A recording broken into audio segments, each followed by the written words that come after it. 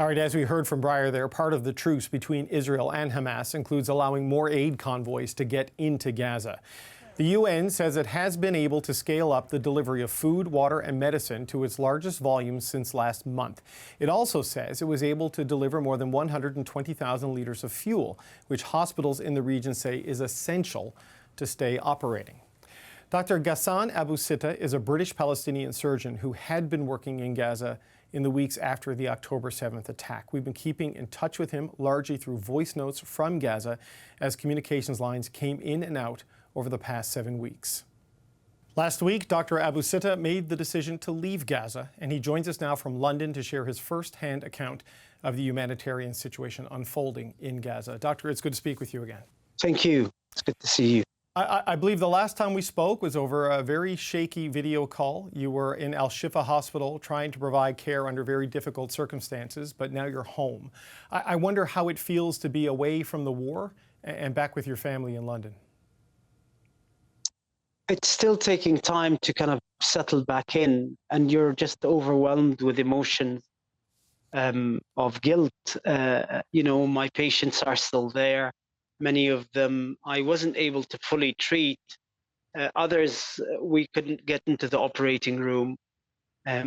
Many of my colleagues are still there, struggling with minimal resources, trying to provide for what is now 35,000 wounded, and with very few functioning hospitals and very little capacity left.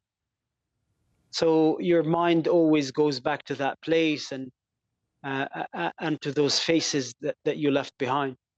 You were there for weeks and weeks during the intense bombardment and the ground invasion by Israel. What made you finally decide to leave? So there was a fateful air raid which left on a mosque that left 60 dead and hundreds of wounded. And they came to us at Al Ahli Hospital, which had then become the only hospital functioning in Gaza City. And that night we operated into the early hours of the morning. I think we finished around 4:35. And we were told by the anesthetists that they had run out of anesthetic medication and that's it. There was nothing else that they can do in terms of putting patients to sleep. And really it was then that I decided that I needed to kind of make my way south. Having made my way south, I discovered that in the south, although some of the hospitals are still there, they weren't much better off in terms of supplies and in terms of my ability to operate as a surgeon. I spent 2 days just doing dressing changes and helping out in the emergency department. And then I felt that despite the colossal size of the catastrophe and the number of the wounded, the system has shrunk so much that there was actually a relative redundancy of surgeons because the bottleneck was in the operating room capacity. So the hospitals couldn't function for you to use your specialized skills. So it was time for you to go. You've kept in touch with us through voice notes. One that stuck out for me was how you described having to buy bottles of vinegar at the store across from your hospital to clean wounds because you'd run out of the medicine you need there. What are some of the things that stick with you from your weeks in Gaza?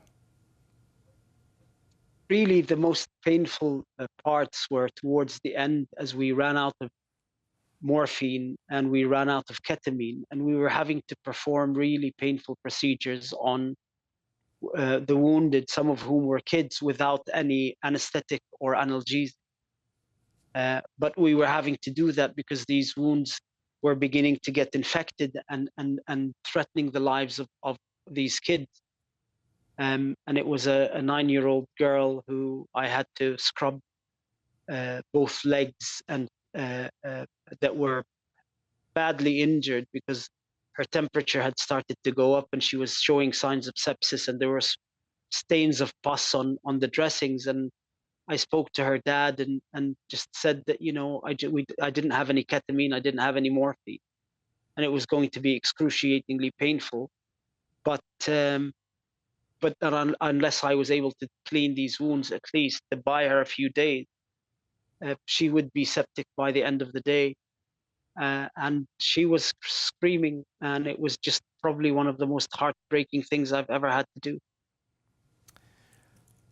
You lost colleagues and friends. We've heard a lot of reports about military strikes on the homes of medical workers and aid workers inside Gaza and at the medical facilities themselves. I mean, how many people do you know that you lost in Gaza?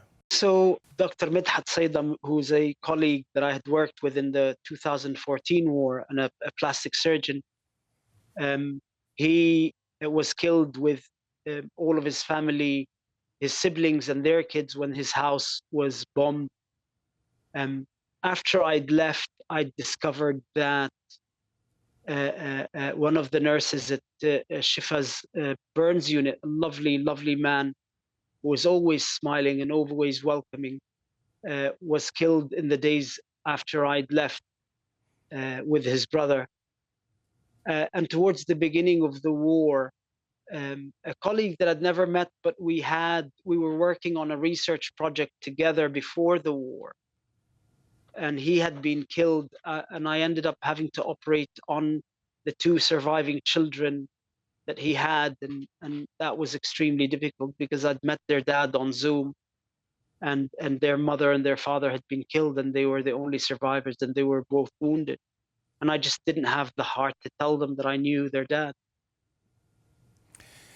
You spent time at multiple hospitals, Al-Shifa being the biggest hospital in Gaza, and there's sort of the two narratives about this particular facility that's emerged during the war.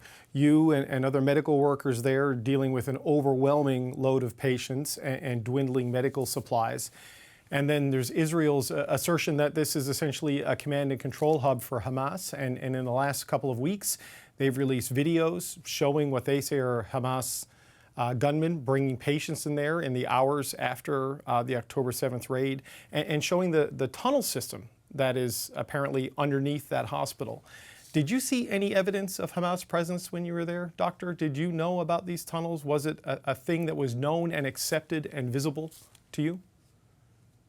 In the times that I was there was no evidence, and as my supplies would dwindle, I would go around the hospital trying to find bandages and blades and sutures from the different storage areas and the different operating rooms in Shifa, and at no stage did I come across an area that was walled off to me or I was told that I couldn't get into. But more importantly, the Israeli army had embedded journalists with it when it started the land invasion, but they never took any of these journalists into these so-called tunnels. But also, what about the 4 children's hospitals that were destroyed, and the cancer hospital that was destroyed, and the psychiatric hospital and the ophthalmology hospital that was destroyed? The Israelis destroyed, of the 36 hospitals in Gaza, only 9 are left because the rest had been directly attacked. And so creating a diversionary narrative about Shifa fails to kind of answer the questions about every other hospital that was damaged. Yeah, I believe some journalists have been allowed into the tunnels in the past couple of days, and they have corroborated the videos. Does that change anything for you? Let's take it at its face value that there was a Hamas command and control center underneath Al-Shifa hospital. Does that change anything for you? Does that devalue the life of the 2,000 wounded that were there, or the premature kids that were left to die? Does that justify the denial of treatment for all of the wounded that now could not use Shifa and died as a result of their wounds because Shifa had been surrounded and completely neutralized as a treatment facility? Do Palestinian lives not matter unless they have no security value to the Israelis? Yeah, I'm certainly not seeking with my question to devalue any life. I was just curious for your response to it because I haven't been able to speak to you since then. So look, just as a final point, there is a humanitarian pause, a truce, as human beings are exchanged between the warring parties that is allowing some aid to get in. You have left Gaza, but you're not done with Gaza. What are you doing on this front now that you're back in London? For me, I still owe a duty of care towards my patients, and I'm trying to lobby for an increase in the humanitarian response to provide to get humanitarian organizations to draw up plans for the treatment of these 35,000 wounded, of 45% of whom are children, still needing medical care. And also, the duty of care is not just that they receive the treatment that they need, but also that they receive the justice that they deserve, them and their families and the other victims of this war. I think as a parent, if we uh, uh, if we sweep under the carpet the killing of 7,000 children in 40 days because of political expedience, then we have finally turned our back on everything that we had achieved since the Second World War in terms of international law, international humanitarian law, laws governing the conduct of war. And we have basically said that we are comfortable living in such a world where such a horrific number of children can be killed. And then the world that we will inhabit will be a much darker world than the one we have. Dr. Ghassan Abu Sitta, thank you so much for speaking with us today. Thank you.